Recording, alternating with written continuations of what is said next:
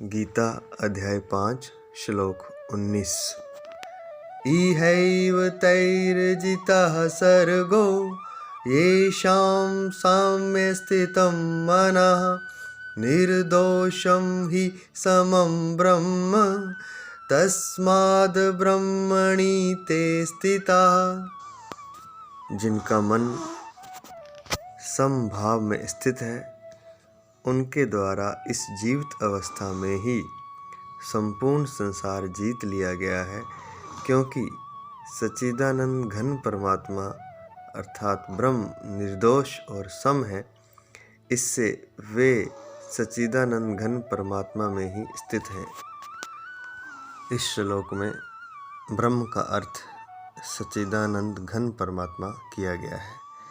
इसके बारे में पिछले श्लोक में भी व्याख्या हो चुकी है कि परमात्मा को सत चित्त और आनंद का घनीभूत रूप माना गया है, उसे ही यहाँ ब्रह्म कहा गया है। और उस ब्रह्म की यहाँ अर्थात सच्चिदानंद घन परमात्मा की दो विशेषताएं यहाँ पर बताई गई हैं। वह निर्दोष और सम है। निर्दोषम समम, तो वह परमात्मा निर्दोष और सम है। इसे एक उदाहरण से हम समझ सकते हैं। तालाब में या झील में जो जल होता है, अगर उसमें कोई तरंग नहीं उठ रही तो समझ लीजिए वह सम है।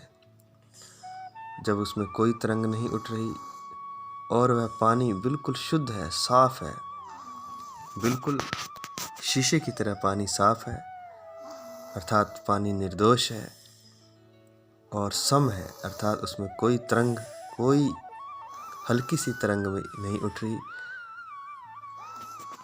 हल्की हवा चलने से भी पानी में तरंगें उठने लगती हैं, बड़े झील में या तालाब में। लेकिन जब वह सम है, अर्थात हवा भी नहीं चल रही, पानी बिल्कुल ठहरा हुआ है, शांत, और वह पानी निर्दोष है, अर्थात शीशे की तरह, दर्पण की तरह बिल्कुल साफ है। जब ऐसी स्थिति झील की या तालाब की होती है, तब उसमें जो प्रतिबिंब दिखाई देता है वह वैसे का वैसा ही दिखाई देता है। जब उसमें आकाश दिखाई देता है तारों से भरा हुआ या बादलों से भरा हुआ, वह वैसा का वैसा ही दिखाई देता है। ऐसा लगता है कि एक आकाश ऊपर है और एक झील में है। वह वैसा का वैसा ही प्रतिबिंबित उस झील में हो जाता है।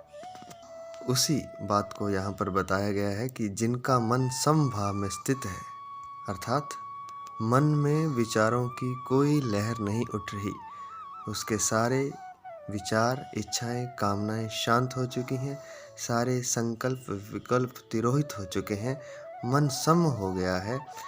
जैसे झील में हवा न चलने से पानी बिल्कुल ठहर गया था, सम हो गया था, उसी तरह जब मन सम हो जाता है, जब विचारों का एक लेश मात्र भी मन में रहता तो मन सम हो जाता है, और उसको कहा गया है समभाव। तो जिनका मन समभाव में स्थित है, और जब मन समभाव में स्थित हो जाता है तो वह परमात्मा की निर्दोषता को प्राप्त हो जाता है। अर्थात जैसे परमात्मा निर्दोष है, वैसे वह मन भी निर्दोष हो जाता है। और जब मन निर्दोष और सम हो जाता है झील के पानी की तरह, तो उसमें परमात्मा का प्रतिबिंब दिखाई देता है। अर्थात हमारे मन में जब कोई दोष नहीं रहता, वह निर्दोष हो जाता है और वह सम हो जाता है, अर्थात उसमें कोई विचार नहीं रहते। जैसे ही विचार समाप्त हो जाते हैं, मन अपने आप सम हो जाएगा, और जब मन सम हो जाएगा तो वह निर्दोष भी हो जाएगा, क्योंकि जो दोष है मन में वह विचारों के कारण ही तो है। तो जैसे शांत और पवित्र झील में प्रतिबिंब आकाश का दिखाई देता है, वैसे का वैसा ही, ऐसा ही शांत और निर्दोष मन में परमात्मा झलक उठता है, वैसे का वैसा ही वह मन फिर मन नहीं रहता, वह परमात्मा का स्वरूप ही हो जाता है, वह परमात्मा रूप ही हो जाता है, वह ब्रह्म रूप ही हो जाता है। इसलिए इस श्लोक में कहा गया है कि जिनका मन समभाव में स्थित है, अर्थात विचारों से रहित हो गया है, निर्दोष हो गया है, उनके द्वारा इस जीवित अवस्था में ही संपूर्ण संसार जीत लिया गया है, अर्थात वह संपूर्ण संसार से मुक्त हो गए हैं, क्योंकि संसार से हम जुड़े हुए हैं अपने मन के द्वारा, मन के विचारों के द्वारा। जब विचार शांत हो जाएंगे और समाप्त हो जाएंगे, तब संसार से हमारा मोह अपने आप ही समाप्त हो जाएगा, और ऐसे समाप्त हुए विचारों द्वारा मन एकदम निर्दोष और सम हो जाएगा। तब उसमें परमात्मा की झलक दिखाई देगी, या कहें कि वह परमात्मा में ही स्थित हो जाएगा। उसी बात को यहाँ पर बताया गया है कि ऐसी अवस्था वाले मन का यह स्वभाव है कि उसके द्वारा संपूर्ण संसार को जीत लिया गया, अर्थात जीते हुए ही वह संसार से मुक्त है।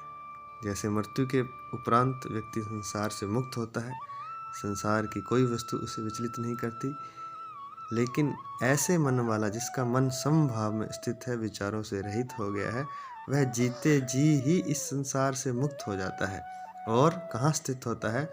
सच्चिदानंद घन परमात्मा में स्थित हो जाता है, जो कि निर्दोष और सम है। वह व्यक्ति संसार में रहते हुए भी संसार में नहीं रहता, उसकी स्थिति सच्चिदानंद घन परमात्मा अर्थात ब्रह्म में निरंतर बनी रहती है। वह परमात्मा में निरंतर स्थित रहता है, या कह सकते हैं कि वह समाधि की अवस्था को प्राप्त हो जाता है, या कहें कि वह परमात्मा के साथ एक रूप हो जाता है, या कहें कि वह परमात्मा ही हो जाता है। कौन? जिनका मन समभाव में स्थित है, अर्थात जो विचारों से मुक्त हो गया है, जो मन निर्दोष हो गया है। और यह मन का निर्दोष होना होता कैसे है? यह होता है ध्यान के द्वारा, गुरु प्रदत्त ध्यान विधि का जप करने के द्वारा, श्वासों पर ध्यान लगाने के द्वारा यह मन समभाव में स्थित हो जाता है। आने वाले श्लोक नंबर 28 में इसका विस्तार से वर्णन किया जाएगा कि ध्यान किस तरह से लगाया जाता है, ध्यान की विधि क्या है। जय श्री कृष्ण।